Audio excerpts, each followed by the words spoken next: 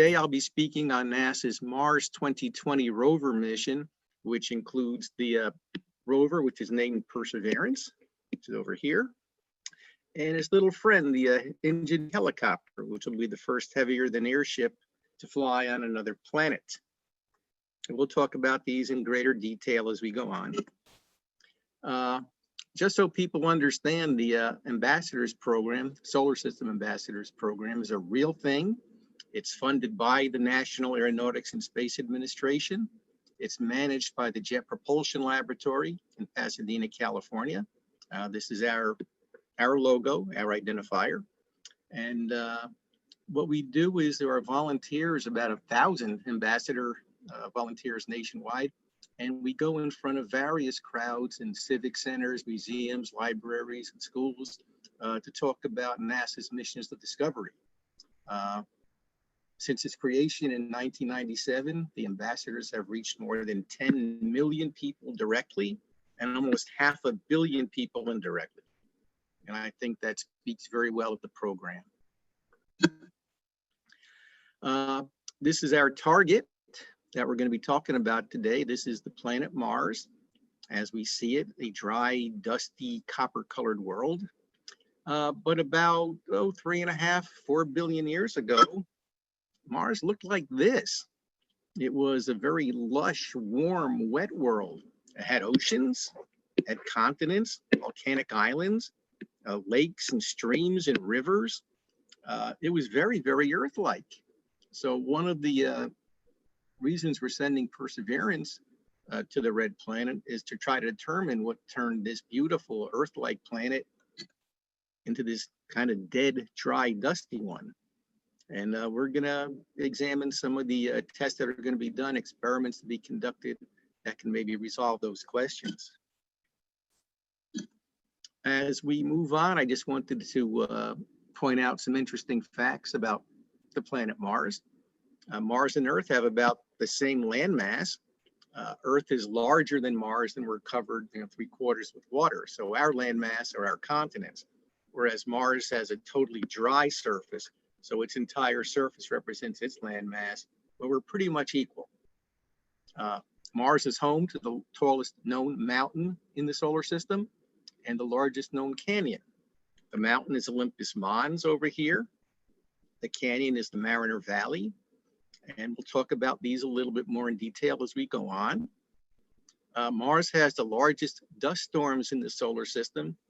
While that may seem kind of insignificant, it's really not. It has delayed observations on several of our Mars orbiters and actually killed off one of our rovers on the surface of Mars.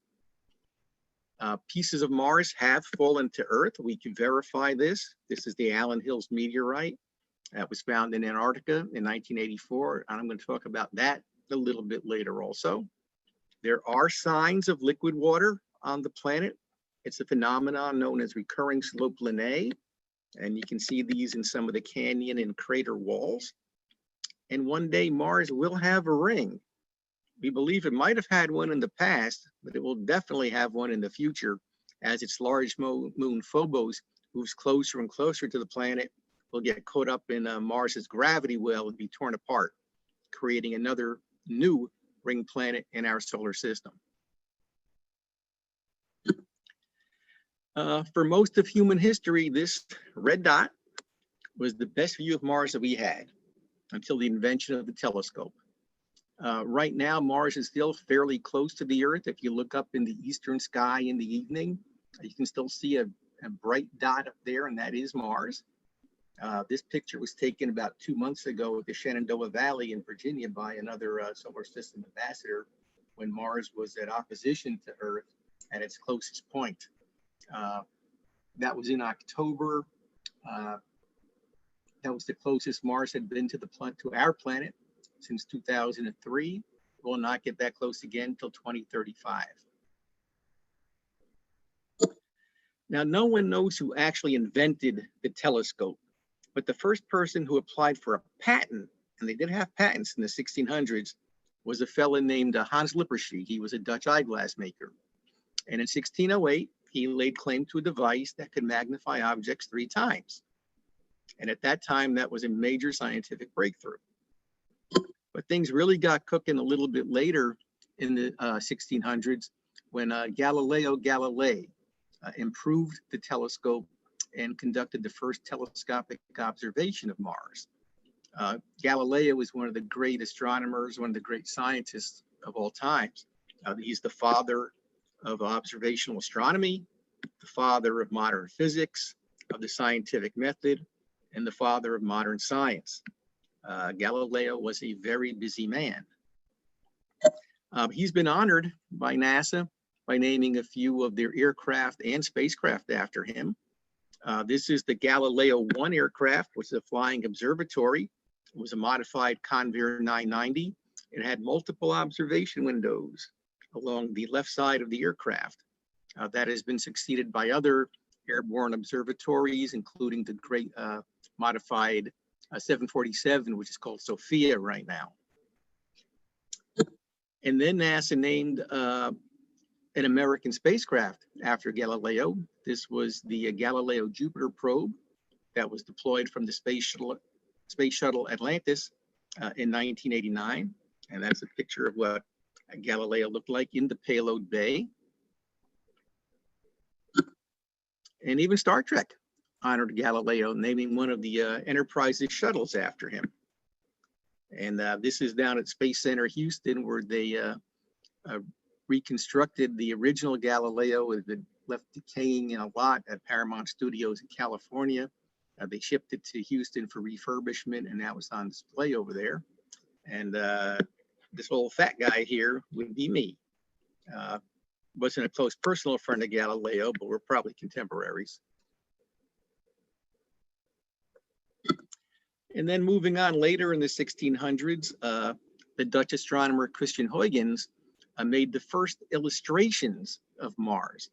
He made these sketches showing the Syrtis Major Planum over here in these three pictures, and also drew what we think is the first observation of the northern polar cap.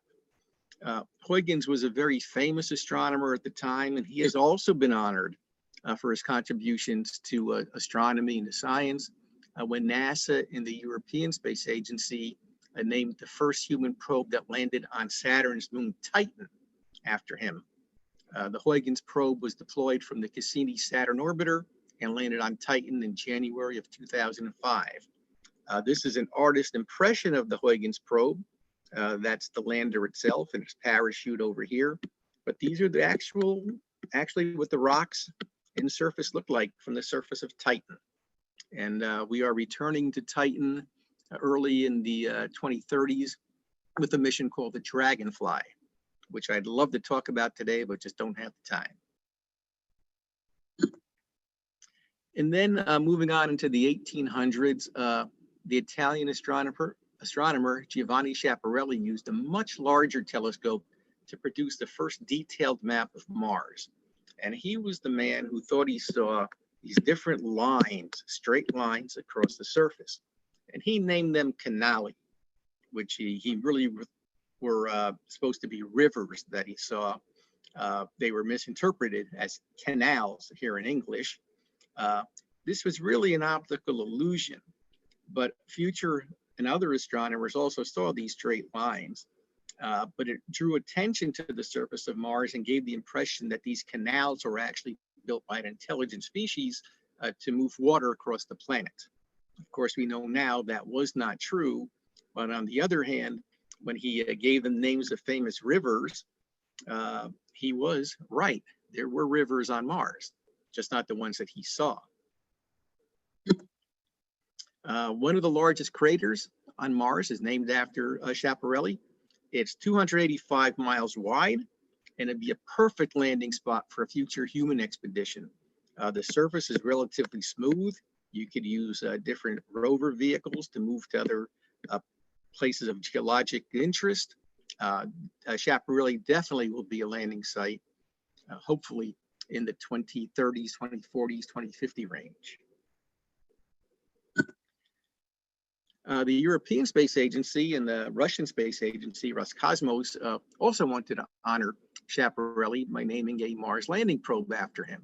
And that landing was supposed to take place about 4 years ago in October of 2016.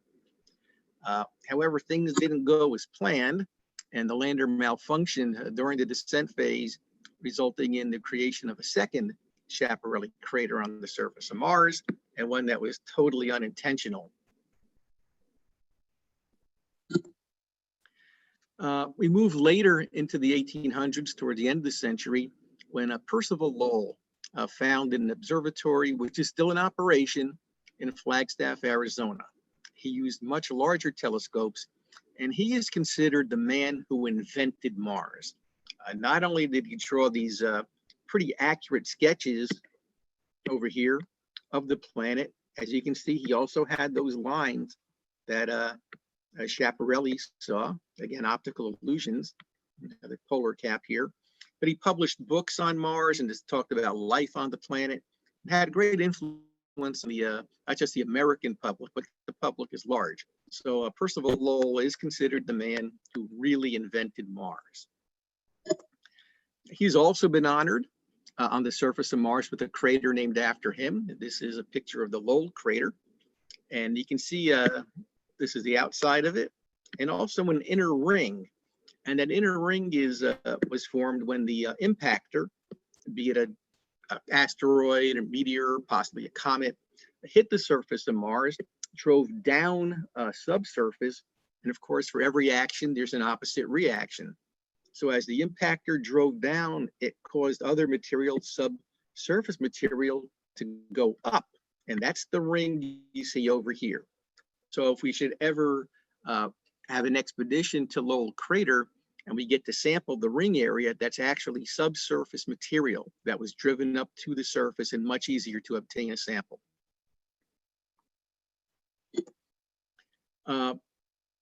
Lowell was also the man given credit for naming of Pluto.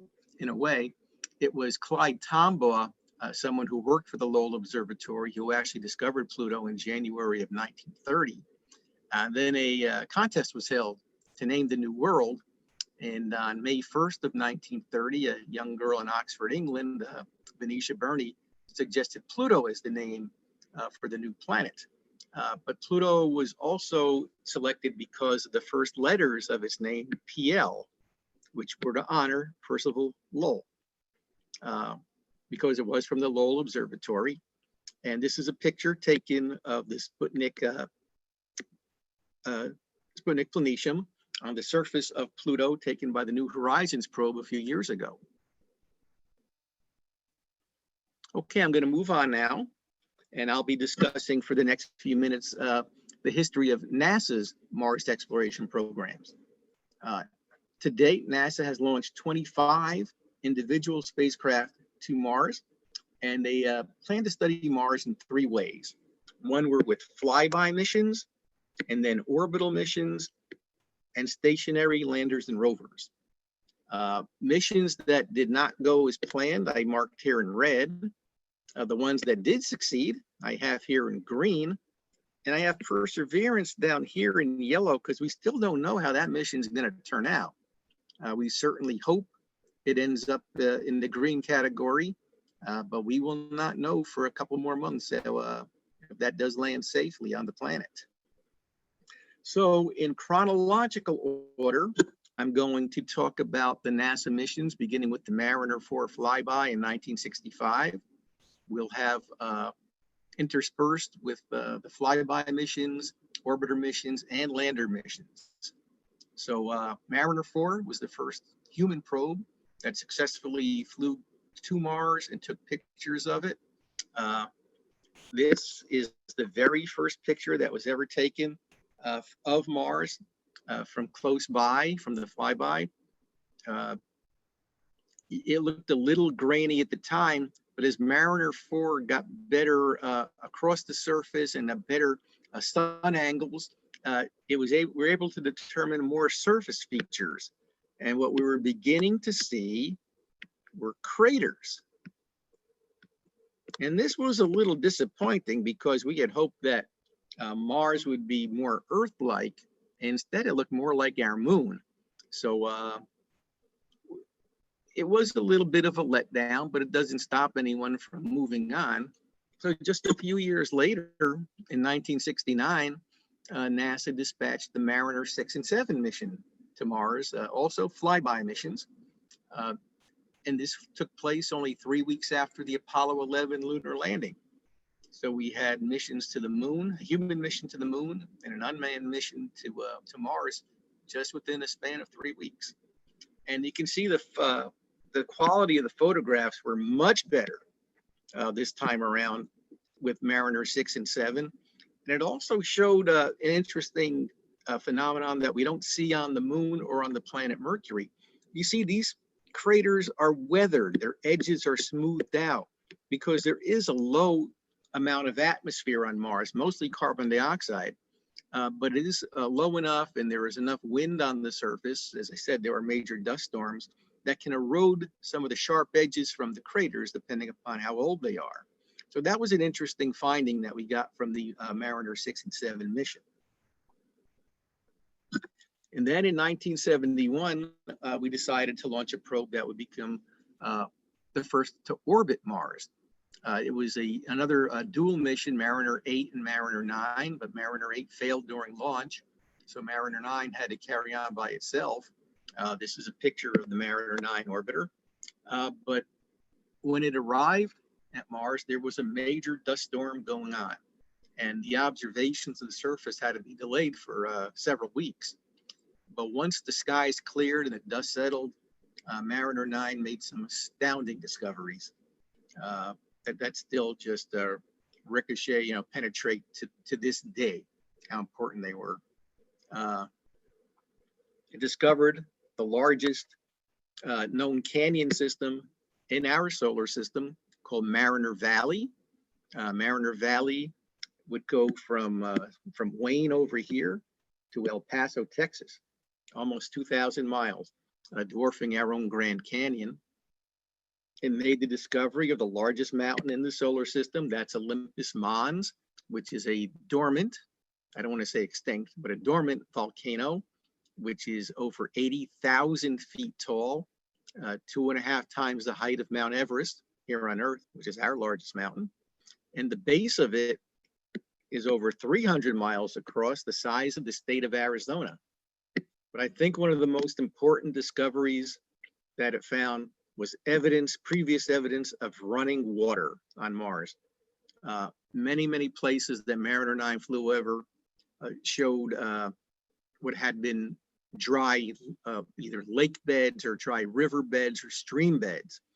No active water on the surface, of course, but evidence that water once flowed on the surface. This was extremely important because there's water, there's life. So the fact that there's no current water on Mars does not mean that there wasn't life on Mars in the past.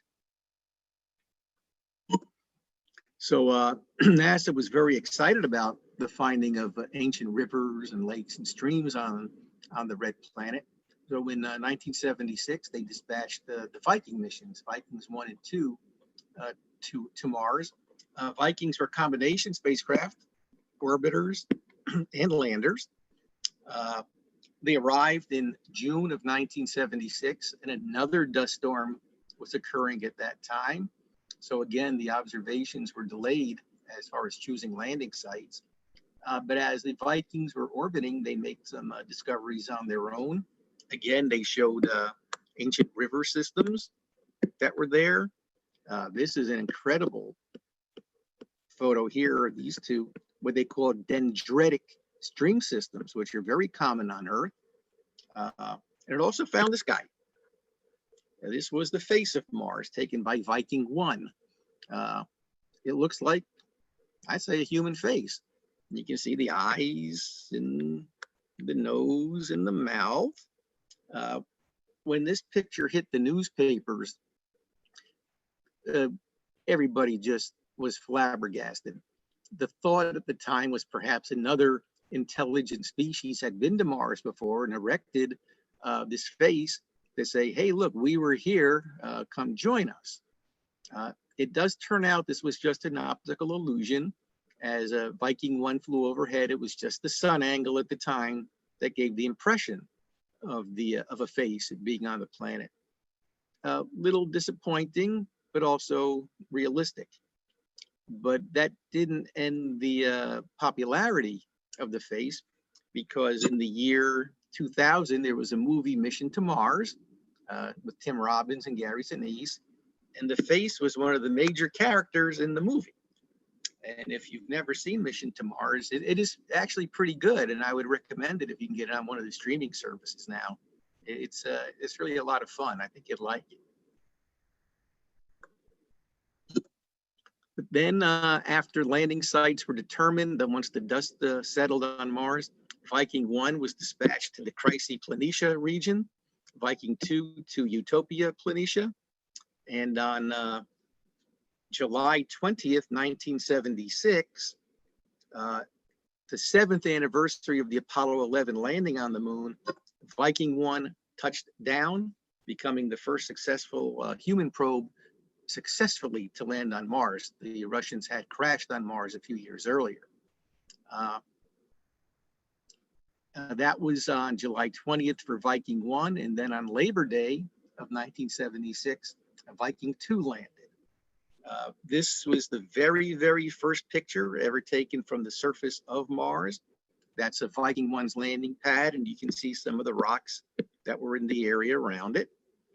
These are some of the early color pictures taken by Viking 1 of the land around it and the horizon. Similar, these are the Viking 2 pictures. Soon after landing for both vehicles, they did some biological analysis studies looking for life on Mars. And there was one experiment called labeled release, called LR. And almost immediately upon setting up the LR experiments, biomarkers, biosignatures were discovered at both landing sites. And the scientists couldn't believe it, and they kept redoing the tests, and the biomarkers kept coming up until the scientists said, this can't be right, this has to be chemical in nature, not biological, and totally rejected the thought of life being exhibited that easily on the surface.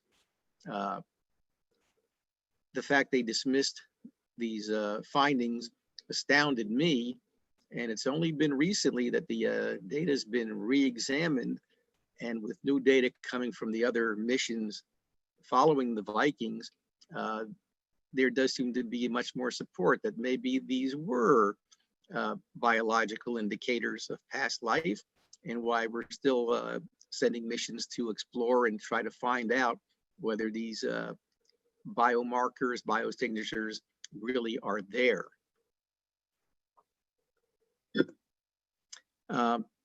Next time NASA went to Mars was for an orbiter mission in 1993 called Mars Observer, but unfortunately this mission failed.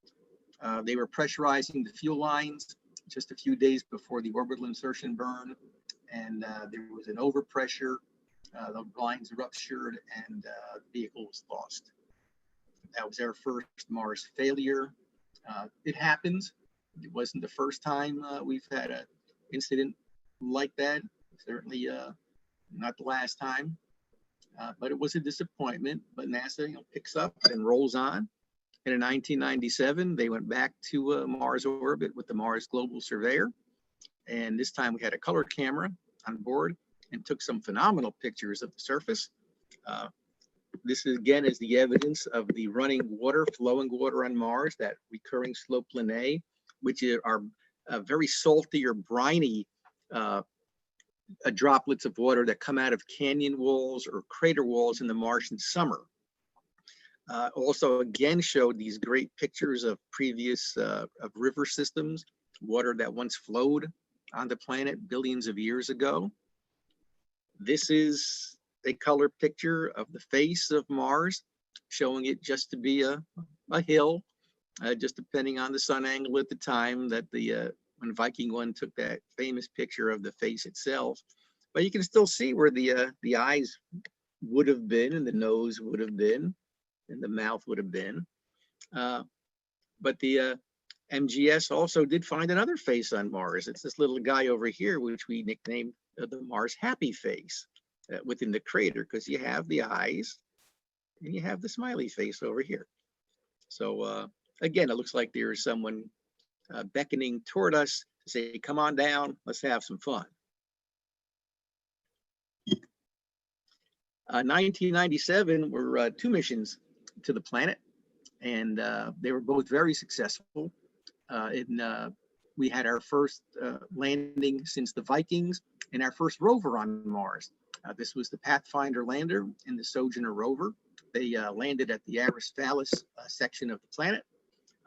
This time, they used an airbag landing system, so you'd have parachutes, retro rockets, and then surrounding the spacecraft itself would be these inflatable airbags.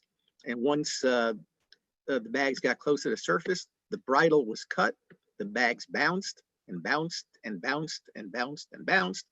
And I believe that the Pathfinder airbags bounced 16 times before it came to a stop. But once it did, the airbags were deflated. The pedals, the solar panels of Pathfinder rolled out. The solar panels on the Sojourner rover were activated, getting power from the sun. And the little rover, the first one on Mars, rolled off its ramp and began studying some of the rocks in the areas. And here's a picture taken by the mast camera on Pathfinder, showing Sojourner using its little X-ray crystal device to examine a rock called Yogi for its internal structure. Pathfinder and Sojourner were also movie stars. In the year 2000, the movie Red Planet came out with Val Kilmer and Tom Sizemore. And in this picture, you can see them trying to get the battery out of the Sojourner rover so they could communicate with the mothership that was orbiting the planet at the time. They had lost communication with them. And in 2015, Matt Damon starred in The Martian, and he also used the Pathfinder lander over here as a way to communicate with Earth. That's Matt here. After he'd been left on the planet by a previous crew, thinking he had died in a dust storm, where he actually survived. And he used the platform from Pathfinder to establish communication with Earth so they could eventually mount a rescue mission for him. That was another really good movie. Highly recommended. 1999 turned out to be a terrible year for NASA and Mars exploration. They launched an orbiter called the Mars Climate Orbiter. And this was not just a failure, it was an embarrassment. As the Climate Orbiter got closer to Mars and preparing to burn its engines for Martian orbit, the vehicle lost contact with the Earth.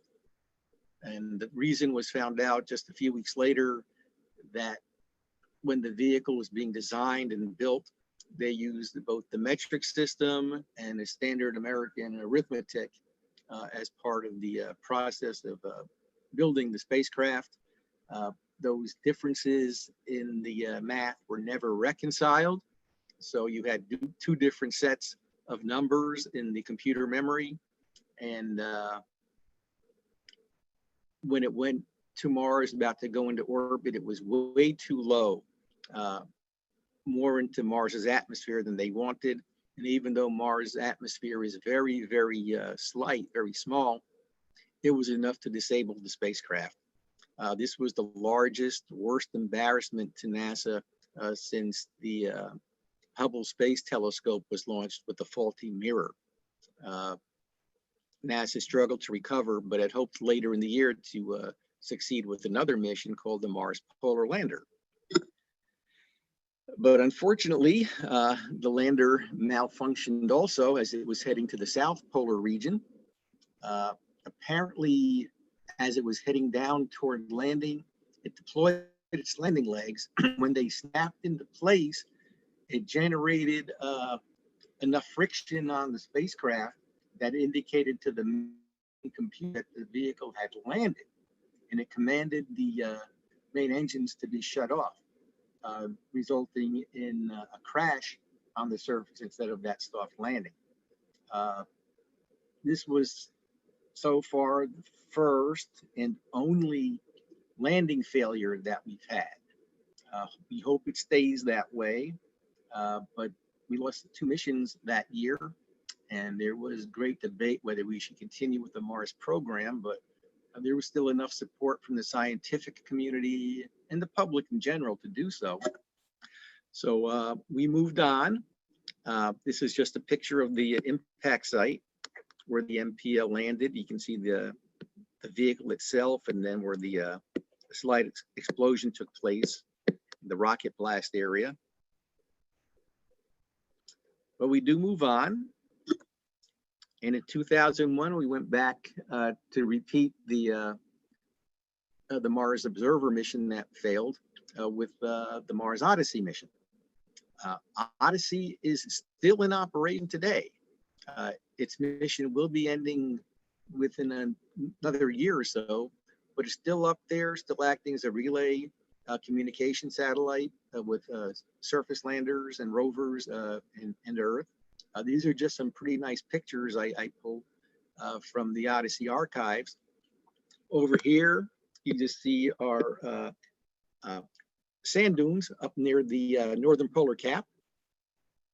Again, evidence of running water, another river system. A side view of a canyon system, which I think really looks nice. And just this nice looking double crater system.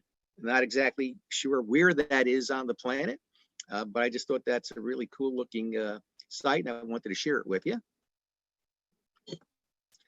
We returned to the surface of Mars in 2004 with the Mars exploration rovers Spirit and Opportunity. Spirit went to Gusev crater. Opportunity went to the Meridiani Planum. It also used the airbag system, though the Opportunity rover, Spirit rovers were much larger than the Pathfinder Sojourner combination of a few years before. These were the size of golf carts. They were solar powered. This is what the rovers looked like. They were identical. They were solar powered, and the main mission was supposed to last 90 days in a search for evidence that water once flowed on the surface. Once both spacecraft landed, within a 3-week period in January of 2004, they made some initial discoveries. They did find evidence of meteorites on the surface, wind devils, which are small tornadoes on the surface, pictures of their landing sites, respectively, of the horizons. This area here actually are called the Columbia Hills, which was named in honor of the Columbia astronauts who died in the accident in 2003. But one of the major discoveries that they made were these little guys over here. These are called chondrites or chondrules, nicknamed blueberries, and rocks such as these could only be formed in the presence of water, as they are here on Earth. The fact that these were found fairly soon after landing and were in various places of these landing sites showed that water did once flow on the surface. So within just a few weeks of their landings, both Opportunity and Spirit succeeded in their mission, was to find that water did flow on the surface of Mars billions of years ago. They were only supposed to last 90 days. That was their warranty.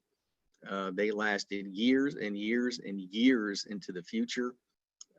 Spirit at one point ended up in a sand trap, they called it, trying to navigate through a sand dune. Its wheel stuck, and eventually they turned it into a stationary vehicle, but because of its solar panels were not properly aligned with the sun, it lost power and died. And then a few years later, a major dust storm hit the planet. Opportunity was buried in dust, wasn't able to get enough sunlight to keep its batteries charged through its solar panels, and it also was declared dead as a result of that dust storm. But both of them lived for years, did a phenomenal job, and will always go down in history as two of the most successful Earth planet rovers ever deployed. In 2006, NASA launched the Mars Reconnaissance Orbiter, which is still in operation, still doing a tremendous job of taking pictures and relaying information to Earth. I just took some of their archive pictures just to show you what MRO has done. This is a picture of the northern polar cap. This is a picture of a eroded crater with sand dunes in the middle. This picture here and this one here are false color images of ancient river systems that now currently have some sand dunes inside of them. And this picture is really great. This shows an avalanche taking place just as MRO was flying overhead. You can see where the material, the rocks and dust discharged and landed at the foot of the mountain, sending the big dust cloud up. It was just a perfect coincidence that the reconnaissance orbiter was overhead at this time, but it was just a tremendous picture that MRO sent back to us. These are some other pictures that Recon had taken. This is a picture from orbit of a dust devil, a wind devil on the surface. Down here are images of Mariner Valley taken at different angles. You can see how much it does look like the Grand Canyon of the United States. Again, here's that recurring slope Lanai, the briny, salty water that flows from canyon walls in the marsh in summer. And then there's these little guys over here. Now, these are sand dunes that are actually marching across the surface. And as I looked at these pictures, it reminded me of something that looked really, really familiar to me. I'm not sure if you're fans of Star Trek or not, but it definitely looks like the Federation insignia that you see worn during the Star Trek series on the uniforms of the fleet personnel. I just thought that was kind of a cool coincidence. And also considering that in the Star Trek lore, the Enterprise was actually built on an orbit around Mars. So there is that Star Trek connection to the Red Planet. Other pictures that MRO had taken, and this is a great one. This is the Curiosity lander, Curiosity rover, under its parachute, preparing to land on Mars in 2012. Mars Reconnaissance Orbiter was overhead and took this amazing picture, a picture taken by an American spacecraft in orbit around Mars of an American spacecraft just about 2 minutes away from landing on Mars. I think this was really overlooked at the time. It was just an amazing, amazing sight to see. And in 2014, the comet Siding Spring passed within 80,000 miles of Mars' surface. When it was first detected, we thought it might actually impact the planet, but it turned out it was going to miss it by just a hair's breadth, actually, when you consider that our moon is 240,000 miles from Earth, 80,000 miles, only 1/3 of the way. So it was really a close shave for Mars from getting hit. These were the images that MRO took of Siding Spring, and these are the enhanced images. And you can see the coma, which is the head, and the tail sections over here. While it didn't impact the planet directly, it did put a swarm of small meteors, a meteor shower, into the atmosphere. 2008, NASA returned to the surface with the Phoenix lander, and this was the replacement for the Mars Polar Lander that had failed. MPL wanted to go to the South Pole, but we dispatched Phoenix to the North Pole. It did land successfully and made a major discovery using its robotic arm. It dug the trenches over here, and these little white splotches that you see is not carbon dioxide ice, not dry ice. That is water ice. It had been analyzed and proven to be H2O. So that was the first physical evidence that we had of water still being present on Mars, not directly on the surface, but just below the surface. And of course, being at the North Pole, it was ice. But that is the real thing, that is real water, and it gives us still great hope that there are other sources of water on the red planet. I mentioned before the Curiosity rover, the picture that the Recon orbiter took of it. It landed on Mars in 2012, a nuclear-powered vehicle using the Sky Crane landing system. Sky Crane will also be used for Perseverance. This is the reactor over here, the thermal generator. And it's examining an area called Gale Crater. It's still active. It's been on the surface now for 8 years, doing great. This is a selfie that Curiosity took of itself. Some major findings, again, were that water existed in the past. These rocks here and these rocks over here could only have been formed in the presence of water. This is a picture of the rim of Gale Crater. This is where Curiosity is right now. That's a mountain, 4-mile-high mountain within Gale Crater called Mount Sharp. And Gale Crater in the past was a lake. And it was sedimentary deposits that formed Mount Sharp. The oldest deposits, of course, are down here. The younger ones are up here. Curiosity is moving right around here at the foothills. It'll never get to the top itself, but it is examining some of the rock formations in the lower end of Mount Sharp, and hopefully recording some of the way the strata is deposited, the history, the early history of the lake itself. And I just put these two pictures along the way because, to me, these look very much like the southwest of the United States, places you would see in New Mexico or Arizona or Utah. So in a way, even though Mars is a kind of a strange red world, it also has features that look very, very much like home, and also seems to be rather inviting to us to get there. So I think we'd have a feeling that we're, in some places of the planet, we are still on the Earth, and that's always a nice thing to have. This is a sunset on Mars, a scene from Curiosity. I use it as my background when I give these talks. This is the rim, again, of Gale Crater, and the sun going down just behind the rim. 2014, we launched the MAVEN orbiter to Mars. This doesn't get a lot of attention. It wasn't really a photographic mission, but this is the one that determined really what happened to Mars's atmosphere in the past. And we did learn through the MAVEN instruments, its findings, that at one time Mars did have a warmer atmosphere, or thicker atmosphere, one that could hold liquid water on the surface. Being a smaller planet than Earth, Mars at one time also had a molten core, as Earth does, and the molten core generates a magnetic field around the planet. The magnetic field around Earth protects us from solar radiation. It creates the auroras that we see in the skies, the aurora borealis, the aurora australis in the southern hemisphere.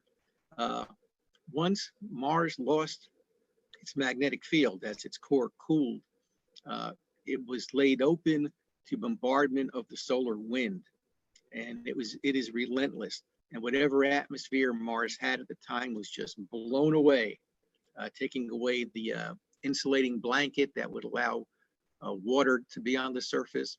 The atmosphere left, the water evaporated, radiation rained down upon the surface and changed what had been a very lush blue-green world into the red, dry, dusty world that we know today.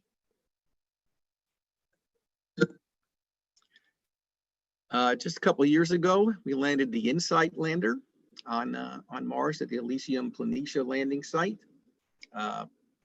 This was a mission to deploy a Mars quake detector and what they call a heat flow probe, nicknamed the Mole.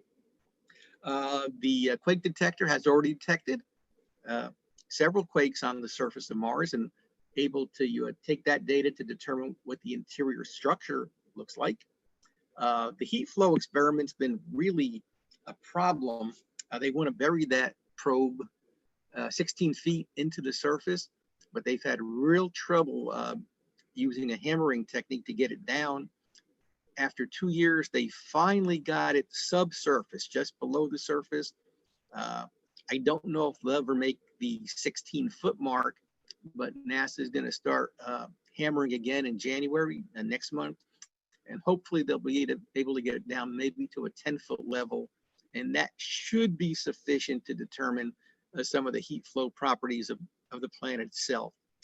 But the surface of Mars, the soil, has proven to be a little vexing to NASA, and they're just trying to work around that to make sure the probe works as best as it can. And with that, I'm just going to show the landing sites again on the surface. You've heard of people who are the flat earthers. They don't believe the Earth is round.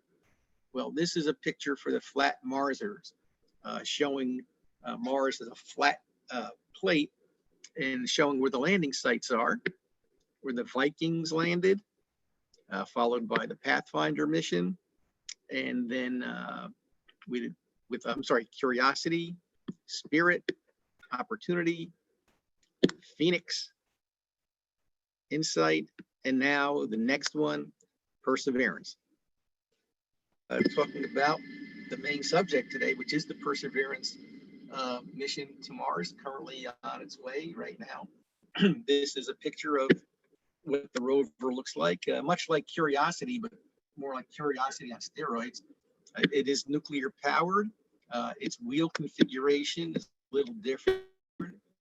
Curiosity's wheels in Gale crater have been torn apart by the surface of Mars over there, so they modified the wheels. It's a much more robust sampling system. It's just going to be an amazing, amazing machine on the surface, almost like a human robot on the surface once it gets there. The mission cost almost $3 billion, but it's spread out over 10 years, so it's still quite a bargain. It was launched this past July 30th from Cape Canaveral on an Atlas 541 launch vehicle.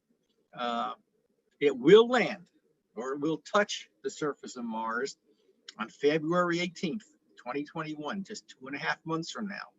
At the moment, the landing time is 3:55 p.m.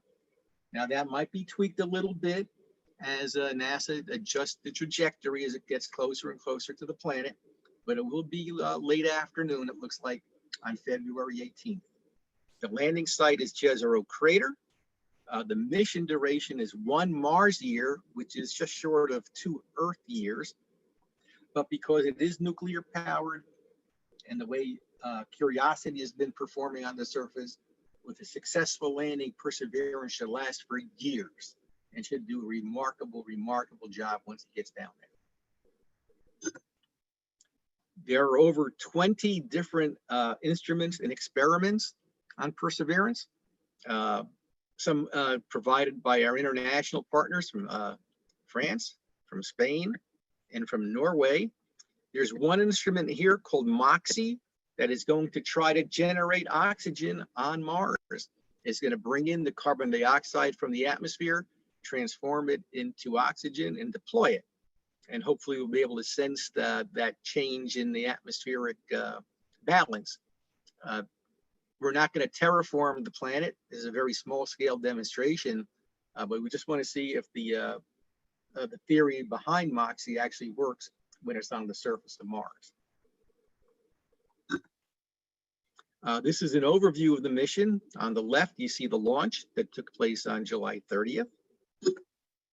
Next in line is the cruise phase, which it's currently in right now. We're past the halfway point and closing in on the surface. Excuse me. This is the entry and descent landing of the rover coming down on the sky crane system.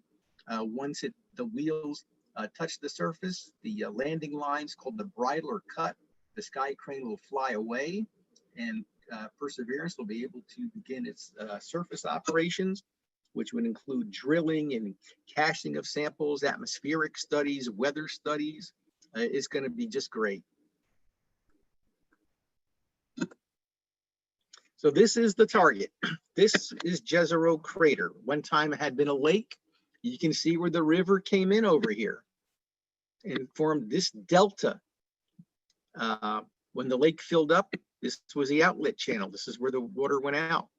But this is the area where we really want to get into. And this is a close-up picture of it, full color image. Again, you can see where the river came in, formed this alluvial fan called a delta. And right over here, this is the landing site. That's where NASA wants to put Perseverance down.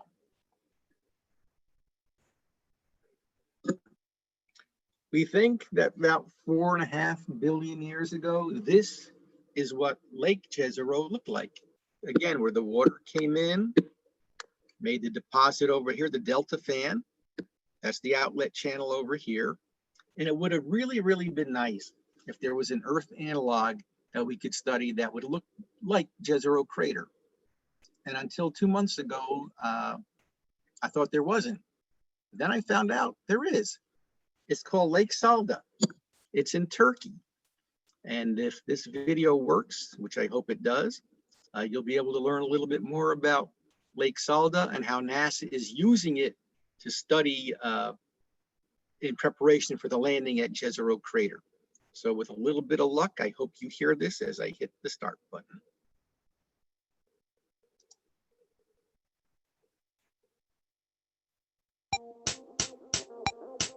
Is it coming through? NASA's Perseverance rover is headed for Mars and will land at Jezero Crater on February 18th, 2021, if all goes to plan. And while you may not be able to go there yourself, this lake on Earth may be the next best thing. NASA's Earth Observatory says Lake Salda in Turkey has similar mineralogy and geology to the dry Martian lakebed, and that Purdue University researchers have been using the lake to help guide the Mars 2020 mission. Once containing a lake, Jezero shows evidence of delta deposits in carbonate minerals, which could have trapped past microbial life. Lake Salda is the only lake on Earth with carbonates and deltas similar to those at the crater.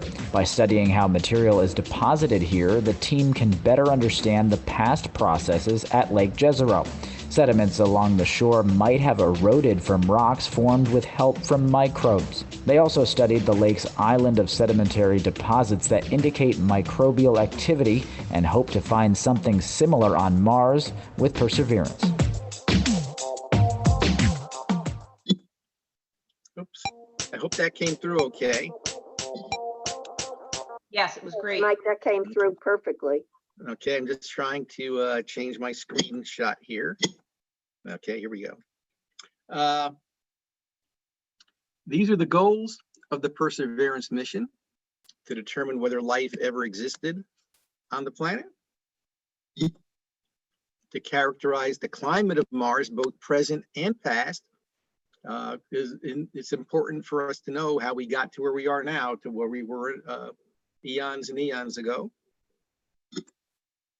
Characterize the geology of Mars. Every rock tells a story of how it was created, under which conditions. And of course, to prepare for the eventual human exploration of Mars. NASA is currently targeting about the mid-2030s. I think that's a little too optimistic. I think the 2040s, even into the 2050s, is more realistic. But we will be getting there, and Perseverance is going to pave the way for that exploration. This is the landing sequence that will take place on February 18th. It's called the 7 Minutes of Terror, and for good reason. Perseverance will be out of direct communication with Earth because of the distance. Everything it does will be on its own. So once it gets closer to Mars, it loses what it's called its cruise stage. Just the entry vehicle is here. It'll hit the Mars atmosphere. They call entry interface at a speed of 12,500 miles per hour. Shortly thereafter, it will undergo its peak heating. It will reach a temperature of 2,730 degrees Fahrenheit during entry. Hopefully we succeed in passing through that. The parachutes are then deployed. It begins slowing down. The heat shield and back shell come off. Around this point, the sky crane system is deployed for the powered landing on the surface. Once the wheels touch, the cables called the bridle are cut. The sky crane will fly away, and hopefully Perseverance will be in good shape to begin its surface mission. But from entry interface over here to the landing over here, 7 minutes. And all we can do is listen. There's nothing that the people at Jet Propulsion Laboratory Mission Control can do to help. The vehicle is on its own. But we think it'll get down safely because it's using this new landing technique where it compares descent photos that it actually takes as it comes down to an orbital map that's already been established by the other vehicles such as Mars Reconnaissance Orbiter that are up there right now. And if it senses that it's going to a dangerous area, it could divert to a smoother area if necessary. Now we know this system does work because just a few weeks ago, the OSIRIS-REx spacecraft took that sample from the asteroid Bennu. It used a very, very similar landing technique to do that touch and grab of the sample. And OSIRIS-REx touched down only 1 yard, only 3 feet from its perfect landing site. So if it worked well on an asteroid 200 million miles away from Earth, it should also work as we land on Mars, which will be only about 40 million miles. So with fingers crossed, this new landing technique will work for us. As I mentioned a little earlier, Perseverance has a little friend on board. It's called Ingenuity, the Mars helicopter. And I'm going to show a little video now of how Ingenuity will operate on the surface of Mars, and a video toward the end there, how it was tested in the Earth laboratories to make sure, under Mars-like conditions, to make sure it would work once it gets to the red planet.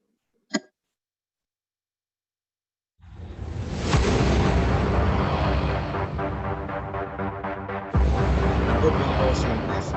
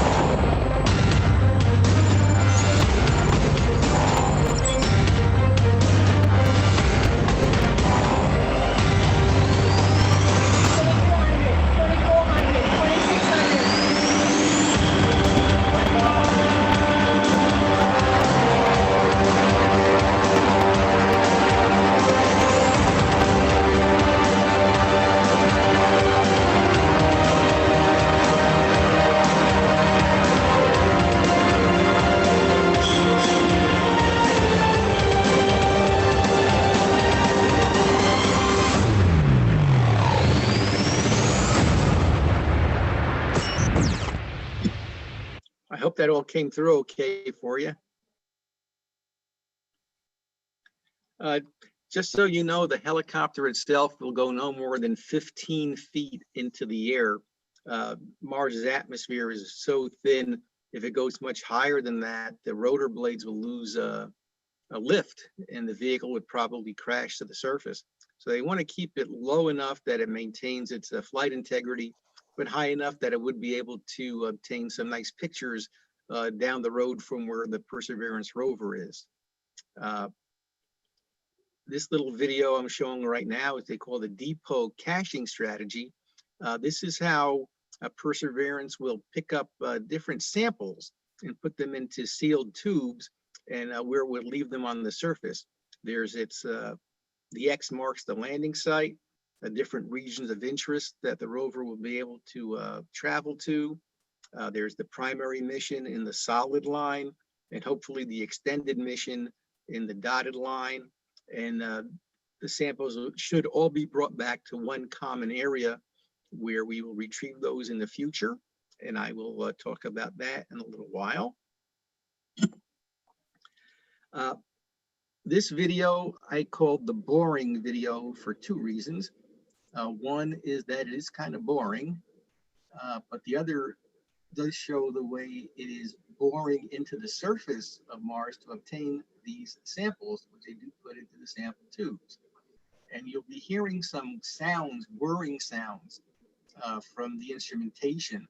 I hope that comes through because there are several microphones on the rover itself that will be able to transmit sounds from Mars and from these drilling operations back to Earth. So the sounds that you hear in the video probably will be very similar to what we actually hear a few months from now once Perseverance starts its mission.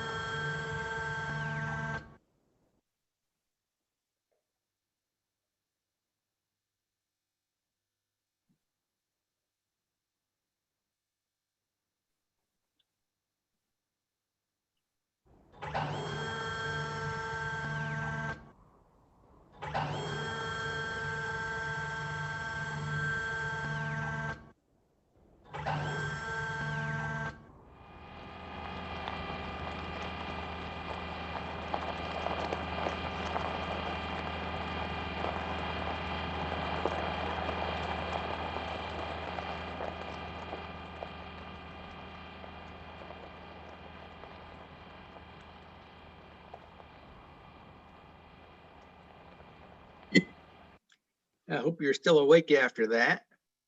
As I said, it was boring, but I think it was important to see it also. There is a message from Perseverance. On board the spacecraft are these three little microdiscs, and they contain the names of almost 11 million people who sent them in to be put on the spacecraft for its journey and landing on Mars. But also written over here in Morse code, it says, "We explore as one," and it connects Earth with our mother sun, our mother star, to Mars. And also says that together we persevere. And that's the entire meaning behind the Perseverance mission. The next mission is entirely based upon the success or failure of Perseverance. But in April of 2018, a letter of intent was signed between NASA and the European Space Agency that could provide the basis for a Mars sample return mission. And the architecture was proposed about a year and a half ago to return samples to Earth by 2032, then maybe pushed back a few years. But it is up to Perseverance to collect those samples and leave them behind on the surface for later retrieval. Currently, launch in 2026 of an American-built lander with a Mars ascent vehicle and a sample collection rover called the Fetch rover, developed by the Europeans, will land near the Perseverance rover in Jezero crater in August of 2028. The new rover will collect those samples and bring them back to the ascent vehicle. Of course, being nuclear powered, Perseverance could still be operational and could do that by itself.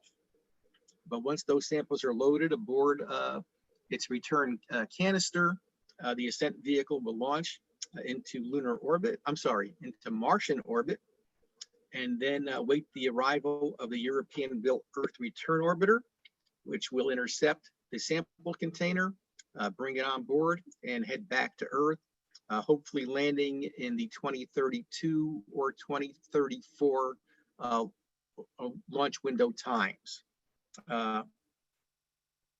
But all this is dependent upon Perseverance getting to the surface and getting those samples into those tubes. If anything should happen to the mission, if it should not succeed, this entire scenario of the Earth sample return mission is gone.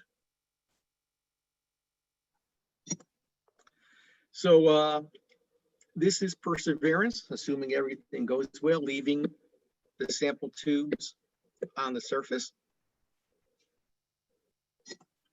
This is a sketch of the American-built lander coming down on the surface of Mars. It either being launched either in 2026 or 2028. Currently, it's solar powered. It may go nuclear. And on the top is that European fetch rover.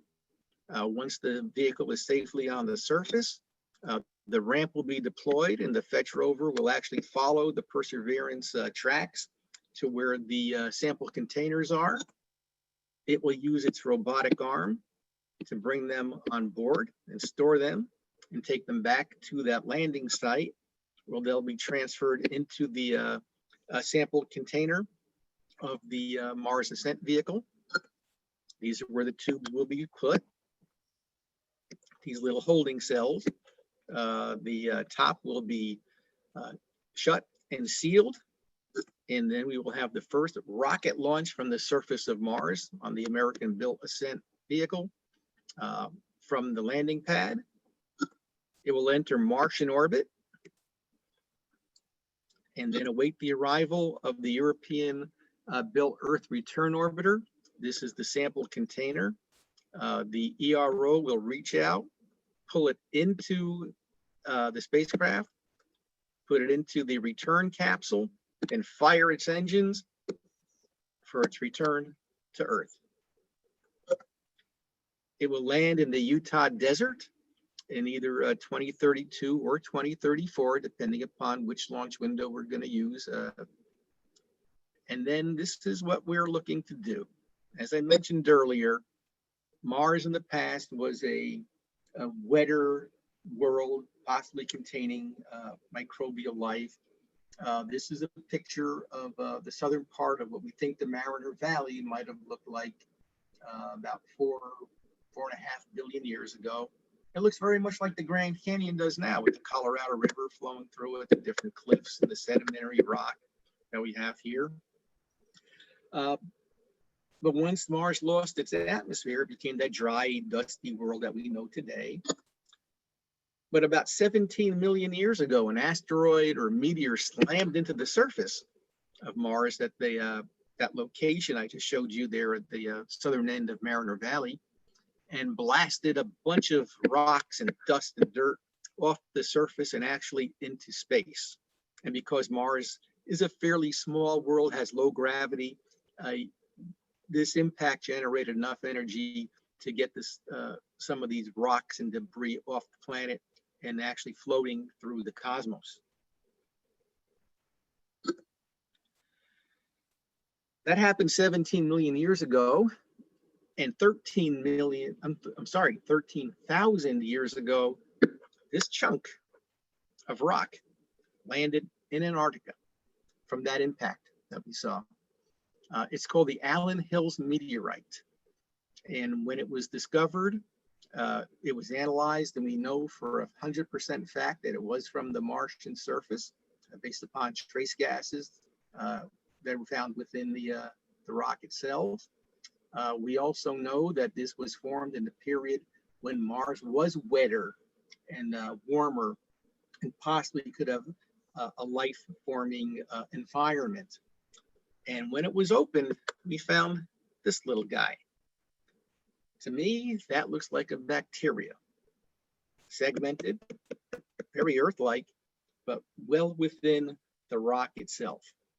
That's still to be determined. Allen Hills is still a highly debated object in the scientific world, but to me, that looks like we found our first off-Earth friend.